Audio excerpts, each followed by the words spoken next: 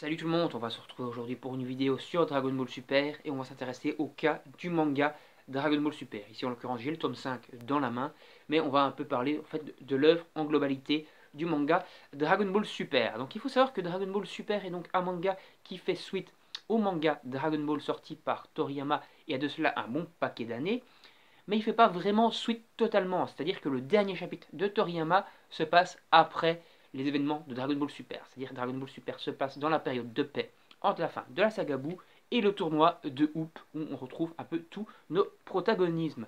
D'après plusieurs interviews et d'après plusieurs sources, il semblerait que Toriyama avait prévu de faire Dragon Ball Super, mais qu'il ne s'était jamais lancé dedans, et c'est pour ça d'ailleurs que dans le tournoi de Hoop, et bien tout simplement, les personnages ne se transforment jamais.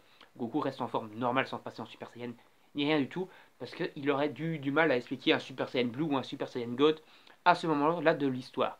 Et donc, c'est pour ça, parce qu'il avait prévu de mettre des transformations et tout le bordel. Donc c'est un peu une petite théorie, même si ça a été à peu près confirmé, mais c'est plutôt donc intéressant en tout cas de vous le signaler.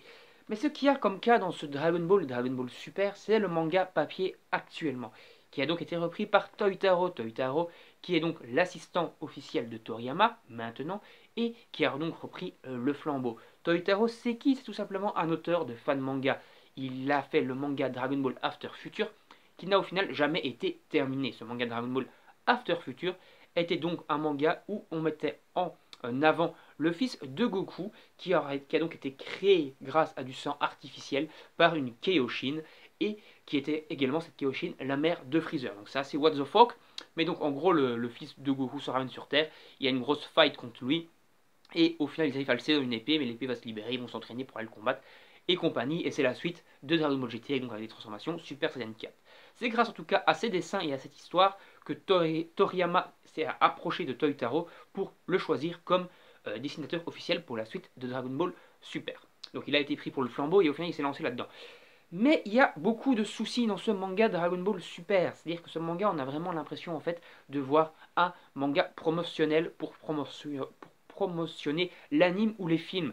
C'est vraiment en fait, on a l'impression de voir juste en fait un goodies, un accessoire qui est là pour faire de la pub. Parce qu'au final, ce manga est rushé de chez rushé. Je vais vous expliquer déjà deux trois petits points.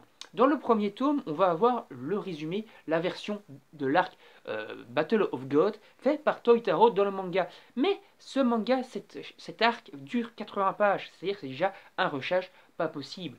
Après, il était censé avoir un deuxième arc, l'arc de la résurrection de Freezer, qui a été au final ellipsé et simplement un petit encart, une petite case qui explique qu'il s'est passé ça. C'est-à-dire qu'il s'est passé vraiment l'arc résurrection Freezer, mais on ne le montre pas dans le manga. Par après, d'ailleurs, plus tard dans le manga, Freezer revient, et donc il faut expliquer des trucs qui se sont passés dans l'arc qu'on était censé avoir vu, puisqu'ils étaient censés le faire dans le manga. Mais non, ils ne l'ont pas fait, donc c'est un peu what the fuck, t'as Freezer qui revient, tu comprends pas vraiment. C'est vraiment très mal branlé, t'es obligé de regarder l'anime ou le film pour comprendre pourquoi Freezer est là. Et donc, non, quand tu achètes un manga papier, t'es censé tout comprendre en regardant le manga papier, t'es pas censé aller voir des supports par-ci par-là pour comprendre ce qui se passe. Et c'est du coup assez con. Après donc du coup l'arc Freezer, ils ont fait l'arc de Champa, qui au final était aussi pas mal torché, puisqu'il faisait à peu près 240-250 pages, et dans ces 240 pages, il y avait un tournoi, et ce tournoi était plutôt très rushé, c'est-à-dire que chacun des combats se torchait en une vingtaine de pages, même le combat final dure même pas 40 pages, alors que c'est censé être une finale de tournoi, donc c'était très rushé, encore une fois. Puis ils ont un peu redoré le blason en sortant l'arc de Zamatsu, qui était au final mieux foutu dans le manga que dans l'anime, mais ça restait quand même assez court. Si tu mettais tout bout à bout, tu arrivais à 3 tomes. C'était donc une histoire quand même assez courte. Les tomes, les arcs de Dragon Ball, à part, je ne parle pas de Dragon Ball du début, hein, donc les 16 premiers volumes, mais de Dragon Ball Z au niveau anime, étaient beaucoup plus longs, c'est-à-dire que c'était des arcs de 7-8 tomes. Ici, non, c'est torché en 3 tomes, et surtout sur la fin, la fin du combat contre Zamatsu est vraiment, encore une fois, très torché. Mais c'était encore une fois à peu près meilleur. C'était quand même pas mauvais. Ça, c'était pas mauvais. Donc ce arc qui finit en ce tome 5, justement. Après, on enchaîne avec l'arc du tournoi du pouvoir. Et c'est là où le bas a vraiment blessé. On s'en est vraiment pris plein la gueule avec cet arc du tournoi du pouvoir. Puisqu'en fait, on a donc d'abord le début était plutôt intéressant, c'est-à-dire de savoir comment ils sont recrutés, etc., comment ils ont pu aller au tournoi. Mais encore une fois, dans cette partie-là, il y avait quand même des ellipses assez monstrueuses. Par exemple, on sait que soi-disant Gohan s'est entraîné avec Piccolo, qu'il a récupéré soi-disant sa puissance et tout le bordel, qu'il est devenu encore plus fort. Mais on te montre pas l'entraînement, rien à battre, on sait juste qu'ils se sont entraînés. On sait que Goku a été chercher Freezer, donc voilà, déjà Freezer, on sait pas comment ça se fait, pourquoi il était revenu, pourquoi il était beaucoup plus puissant, c'était pas montré dans le manga, donc c'est un peu compliqué à comprendre. Mais bon, il revient, on voit qu'ils sont battus, mais non, rien à battre, on montre pas le combat, on voit juste qu'ils se sont battus. Donc voilà, encore une ellipse monstrueuse. Et après, on part finalement au tournoi du pouvoir, et là, c'est le pire des bordels. C'est-à-dire que ce tournoi du pouvoir, qui est donc un putain de Battle Royale où tout le monde se met sur la tête en même temps, était au final très mal branlé. Parce que énormément des personnages principaux qu'il y avait dans l'anime ou quoi, des personnages qui pourraient être très intéressants, ont été complètement soit rushés, soit complètement niqués, et ils ont complètement détruit, entre guillemets, leur mythologie qui avait été créée autour d'eux. Hit, par exemple, se fait violer comme un vieux goret très facilement en un chapitre. T'as des personnages qui ont été mis très en avant, genre Kefla, c'est-à-dire la fusion de deux Saiyans, de deux Super Saiyans de l'univers 6, et au final, lorsqu'il est censé avoir le combat ultime de Gohan et de Kefla qu'on t'a teasé pendant des chapitres, et ben au final on dit non, ils se sont battus, mais on te montre pas en fait, ils se sont battus, voilà. Et au final ils tombent tous les deux du ring en même temps, voilà. Mais bon, on te montre pas le combat, on s'en fout, on n'a pas le temps. On n'a pas le time, on n'a pas le time. Et après donc, on va arriver très vite au final à la finale du coup, ça rime, à la finale du tournoi, contre Jihan, qui est donc un personnage hyper méga cheaté, mais au final on va encore une fois te rusher le combat en à peu près, si tu mets tout bout à bout, 2 chapitres. 2 chapitres pour une finale de tournoi, même les tournois, le tout début de Dragon Ball, donc tome 1 à 16, donc les premiers tournois, mais il durait plus longtemps que ça. Le tournoi, le combat Piccolo Junior contre Goku au 23e tournoi durait un tome entier.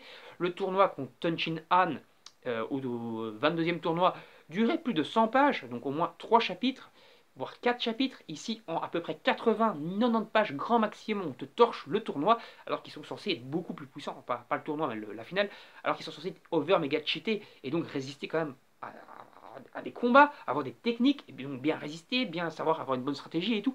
Et sinon, on te torche le truc encore plus rapidement qu'il y a 30 ans. Donc, c'est-à-dire qu'en 30 ans, ils n'ont rien appris, les mecs. Hein. En 30 ans, ils se mettent juste sur la gueule. Et voilà, c'est un peu abusé dans le tournoi, dans l'animé, c'était quand même mieux foutu, beaucoup mieux foutu.